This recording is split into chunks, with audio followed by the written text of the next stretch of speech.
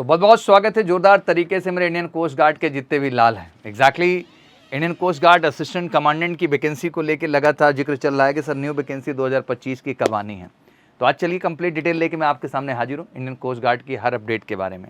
Obviously Indian Coast guard एक बेहतर vacancy के तौर पर आज के डेट में वैकेंसीज इंक्रीज कर दी गई हैं सभी ग्रेजुएट एस्पिरेंट के लिए, मतलब ये गोल्डन चांस की तरह है। एग्जैक्टली तो बहुत डिटेल में इसको समझना बहुत ज़रूरी। एक बार आप ध्यान से समझें, क्योंकि अभी तक आप सीडीएस के बारे में जानते हैं, एफकैट के बारे में जानते हैं, सीपीएफ के बारे में जानते हैं, टीए के बारे में भी जानते हैं, बट आईसीजी एसी के बारे में, Indian Coast Guard assistant commandant के बारे में काफ़ी कम जानकारी है। तो चलिए आज डिटेल में समझते हैं, एक एक पहलू क्लियर करते हैं। नोटिफिकेशन कब आएगा, एग्जाम कब होगा, पीएसबी एफएसबी हर डेट्स क्लियर कर देंगे, जिससे आप बिल्कुल फोकस्ड होकर अपनी प्रिपरेशन में लग सकें। और एग्जैक्टली अपकमिंग 26 जून और 30 जून को हम न्यू बैच भी स्टार्ट कर रहे हैं इसके लिए, जिसका आप बिल्कुल कॉल करके हमारे ऑफिशियल नंबर पे इसका हिस्सा जरूर बनिए और एमकेसी के साथ जुड़ करके Indian Coast Guard assistant commandant qualify करने का सपना पूरा कीजिए।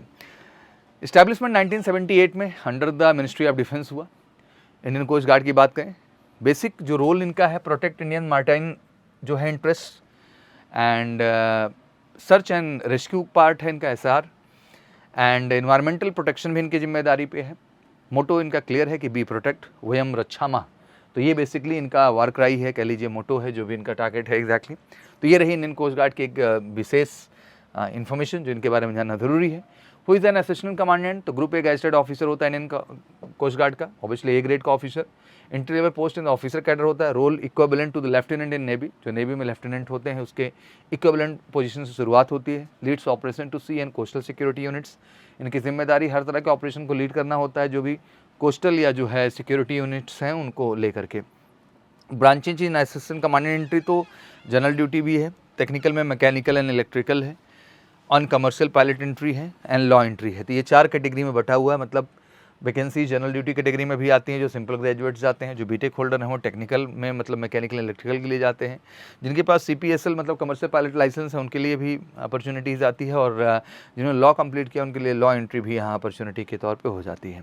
Each branch has a different eligibility and role, हर ब्रांच का अपना डिफरेंट जो है एलिजिबिलिटी है, उनके रूल्स हैं और उस हिसाब से ये प्ले करते हैं। General duty obviously male candidate qualification graduation पे 60% चाहिए, मैथ फिजिक्स 12th में होना ज़रूरी है। टेक्निकल ब्रांच ऑब्वियसली आप इंजीनियरिंग कंप्लीट किए हो, मेल कैंडिडेट बीटेक आपका हो 60% के साथ।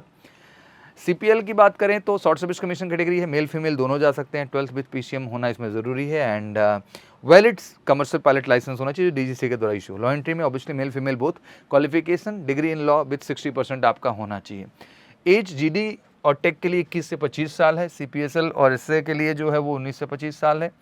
लॉ एंट्री के लिए 21 से 30 साल है। Age relaxation for SC ST 5 years and OBC 3 years, ये भी आपको एज में भी इस तरह की लिबर्टी और रिलैक्सेशन इसमें मिलते हैं।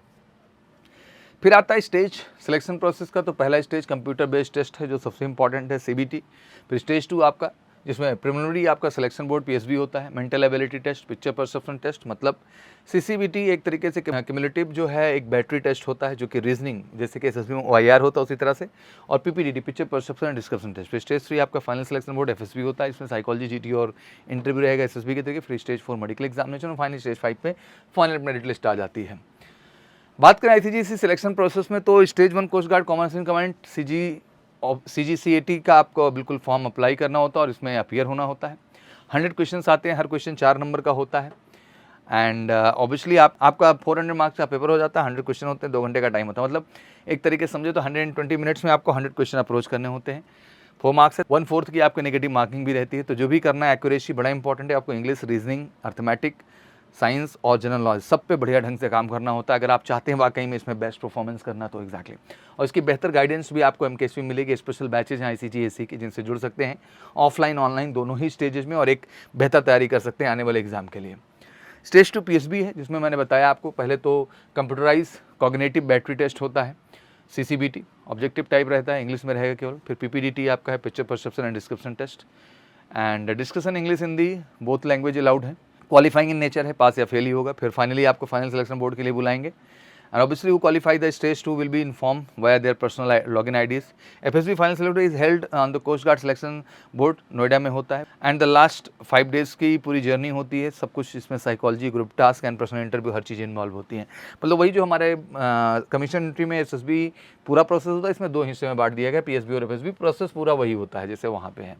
रैंक स्ट्रक्चर तो obviously assistant commandant under provision शुरुआत करते हैं, फिर आप असिस्टेंट कमांडेंट बनते हैं, फिर डिप्टी कमांडेंट बनते हैं, फिर कमांडेंट बनते हैं, फिर कमांडेंट बनते हैं, पहले कमांडेंट जो है जेजी बनते हैं, पहले कमांडेंट जेजी बनते हैं, फिर कमांडेंट बनते हैं, फिर डिप्टी इंस्पेक्टर जनरल बनते हैं, फिर इंस्पेक्टर जनरल बनते हैं, फिर एडिशनल डायरेक्टर जनरल बनते हैं और फाइनली डायरेक्टर जनरल बनते हैं। तो ये स्ट्रक्चर्स हैं। रैंक का भी ध्यान से देख लीजिए, किस रैंक पे आपको जाना है। तो ऑब्वियसली असिस्टेंट कमांडेंट से शुरुआत होगी, फिर रैंक आपकी बढ़ती जाएगी। Salary obviously A grade category में आती है और 10th से लेकर 16 तक जाता है पे कमीशन, तो ऑब्वियसली अराउंड 2 लाख के आसपास सैलरी होती है। ये तो बेसिक पे है जो आपको दिखाई दे रहा है, बट अप टू 2 लाख तक सैलरी होती है। वैकेंसी पे आ जाते हैं। CGCAT फर्स्ट बैच तो जर्नी हो चुकी है डन। अब हम बात करेंगे जो है सेकंड बैच की, जो कि जुलाई में आपका नोटिफिकेशन अपडेट हो जाएगा। फर्स्ट वीक तक आपको अपडेट आ जाएगी जुलाई में। फिर उसके बाद जो है रजिस्ट्रेशन चलेगा, फिर एडमिट कार्ड डाउनलोड करेंगे, फिर ऑनलाइन एग्ज़ाम आपका होगा। औसतन सितंबर लास्ट या अक्टूबर में आपका एग्ज़ाम ये जा सकता है, ये आप लोग ध्यान रखिएगा। जनवरी में आपका PSBA कंडक्ट किया जाएगा रिजल्ट आने के बाद। फिर फैब और मई में आपका FSB होगा। फैब से लेके मई तक अलग अलग डेट्स होंगी। मेडिकल्स भी वही फैब से लेके जून तक में ही शेड्यूल होगा। एंड अपॉइंटमेंट लेटर जो है जून में इशू हो जाता है इसका, और एंड ऑफ जून आपकी जो है ज्वाइनिंग हो जाती है। इंडक्शन एट आइन है, इंडियन नेवल अकेडमी ही जाके आप लोग ज्वाइन करते हैं। तो ये साइकिल था। तो ICG new vacancy will be get published in July. बिल्कुल जुलाई में आ जाएगी, तैयार हो जाइए। और जुलाई, अगस्त, सितंबर 3-4 महीने का टाइम मिलेगा डेडिकेट। अच्छे से मेहनत करिए। और असिस्टेंट कमांडेंट के लिए ICG सिंधु बैच स्पेशल हमारा, जिसमें return PSB FSB medical complete guidance हम लेते हैं। 100% सिलेक्शन बैच, बेस्ट रिजल्ट अब तक हमने भारत में दिया है ICG कैटेगरी में। तो अगर आप भी चाहते हैं ICG AC में श्योर शॉर्ट सिलेक्शन, तो कॉल करिए 9696330033 पर। 26 जून और 30 जून को स्पेशली बैच ये लॉन्च कर रहे हैं। तो बिना देरी किए बिल्कुल इस बैच स्पेशल के साथ जुड़िए। और ICG अगर इस बार सपना है तो MKC के साथ जुड़ के वो सपना पूरा करिए। बाकी कोई क्वेरी हो तो कमेंट सेक्शन में जरूर डालिए। और एडमिशन के लिए आप कॉल कर सकते हैं। और वीडियो शेयर जरूर करिए, जिससे कि ICG AC जितने भी लवर हैं इंडियन कोस्ट गार्ड इस देश के, उन तक ये अपडेट जा सके। Thank you so much. Wish you good luck. जय हिंद, जय भारत।